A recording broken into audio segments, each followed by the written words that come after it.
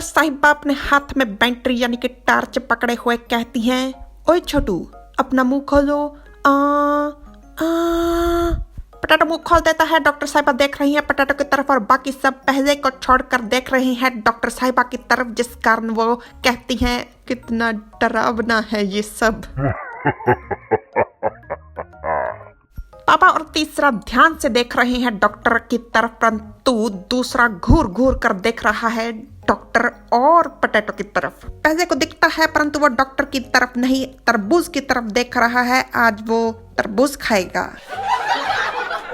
Doctor साहिबा करती है बैटरी बंद और हंसते हुए कहती हैं, आपका छोटा सा लड़का बहुत ही सेहतमंद है, चिंता की कोई बात नहीं। पापा के ऊपर ही लेट कर उन्हें उल्टा हुआ देख रहा है पटेटो। पापा कहते हैं, तो फिर ये इतना अजीब व्यवहार क्यों करता है और ये ठीक से चलता क्यों नहीं? पटेटो बेटा ऐसे टांगे नहीं हिलाते, अशुभ होता है। तुम्हारी मम्मी नहीं हमारी मम्मी होती ना वहां पर अब तक तुमको पीट देती। पहले ने तरबूज काट दिया है, पूरे 5 टुकड़े कर दिए हैं, जिसमें से एक ले दिया है तीसरे ने। शाबाश तीसरे, तुमने बिल्कुल सही किया। हमारे घर पर भी पहले अगर हम ले तो ले बाद में हमें नहीं मिलता। और दूसरा घूर घूर कर देख रहा है प्लेट की तरफ के पहला कब दूसरे को तरबूज परोसेगा। डॉक्टर साहिबा हैरानी से कहती हैं, ये मनोविज्ञान, ये इसकी मानसिक समस्या हो सकती है। क्या कभी इसे कोई सदमा लगा था? पापा चिढ़कर कहते हैं, सदमा मुझे भला कैसे पता होगा? पटाटो सहला रहा है अपना सर पापा की गर्दन से और डॉक्टर मजाक करते हुए हंसते हुए कहती है, क्या ये आपका बेटा नहीं? और फिर अचानक से वो मन में कहती है, रुको, नहीं, क्या ये इसका बेटा नहीं?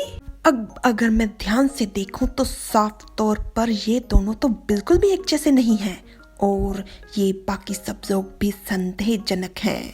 पापा की गोद में बैठकर पटेटो कर रहा है उल्टी सीधी हरकतें, जिससे पापा को चिढ़ हो रही है, गुस्सा आ रहा है। और पहले ने शानदार कांच के कटोरे में काट के तरबूज कांटे छुरी के साथ रख दिए हैं पापा के पास। वाओ! क्या इन्होंने बच्चे को अगवा किया है? डॉक्टर साहिबा पटेटो का सर सहलाते हुए प्यार से उससे पूछती हैं, तुम तो बहुत ही अच्छे बच्चे हो, क्या तुम आंटी को अपना नाम बता सकते हो? पापा पटेटो को झटके से गोद में दे कहते हैं, पटेटो का मुंह सीधा बजा था पापा के सीने पे। पापा आपको क्या जलन हो रही है? डॉक्टर साहिबा मन में कहती हैं, ये कितना अजीब नाम है। और फिर कहती हैं, ये कितने साल का है? दूसरा चिढ़कर कहता है, इतने सारे सवाल क्यों? मैंने तुमसे कहा ना कि बॉस को देखो और जल्दी से अपना काम खत्म करो। डॉक्टर साहिबा डरते हुए कहती हैं, जी मुझे माफ कर दीजिए, मैं करती हूँ। दूसरा बहुत ही चिढ़ा हुआ है और मन में कोस रहा है पटेटो को। ये छोटा सा कुत्ता हर समय बॉस पर लटका रहता है। तुम्हें क्या लगता है कि तुम सबसे बेहतर हो क्योंकि तुम एक बच्चे हो? डॉक्टर साहिबा आगे हो पापा से कहती हैं, मुझे अपना जख्म देखने दीजिए। पापा कमीज उठा अपना जख्म दिखाते हैं जो असल में है ही नहीं। और पटेटो वो पट्टी पर फिर से उंगलियां लगानी शुरू कर देता है। तो दूसरा चिढ़कर कहता है मन में, वाह बहुत बढ़िया, बस इसी की कमी बची थी।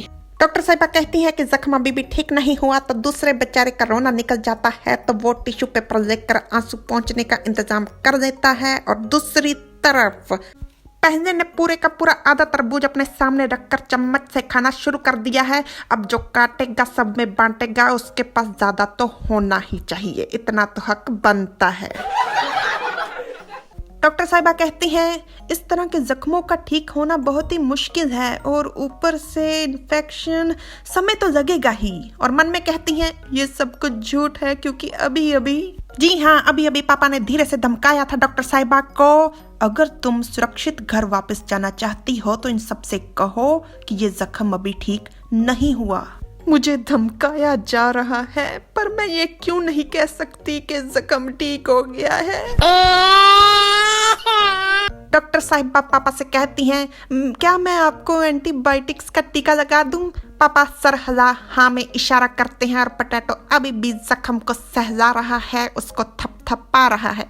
डॉक्टर साहिबा टीका भरते हुए मन में कहती हैं, ये सब लोग कितने डरावने हैं। मुझे 80% विश्वास हो चुका है कि ये बच्चा इनका नहीं है, तो फिर मैं इस तरह से इस बात को नजरअंदाज नहीं कर सकती। जब मैं यहाँ से जाऊंगी तो मैं बच्चे के लिए मदद लेकर आऊंगी। डॉक्टर साहिबा कहती हैं, कृपया अपनी कमीज की बाजुएं ऊपर कर दीजिए, पर वो एकदम से हैरान हो जाती हैं पोटैटो का व्यवहार देखकर। पोटैटो बेहद अजीब व्यवहार कर रहा था। पोटैटो अपने दांत पीस रहा था, जानवरों की तरह घुर्रा रहा था और उसकी आंखें वो बेहद अजीब तरह की हो चुकी थी। पर एक बात साफ थी, क्योंकि उसकी नजरें डॉक्टर साहिबा पर टिकी हुई थी, उसके इस व्यवहार का कारण भी डॉक्टर साहिबा ही थी। पोटैटो के इस व्यवहार के पीछे जरूर कोई कारण होगा, जरूर कोई कहानी होगी जो हमें आने वाले पार्ट्स में पता चलेगी। फिलहाल के लिए आज की कहानी से हमें शिक्षा मिलती है, हम किसी से प्यार करें, ये बात भले ही हम स्वीकार ना करें, भले ही हम ना जताएं और भले ही हम ना बताएं, पर ये बात हमारे व्यवहार से साबित हो ही जाती है।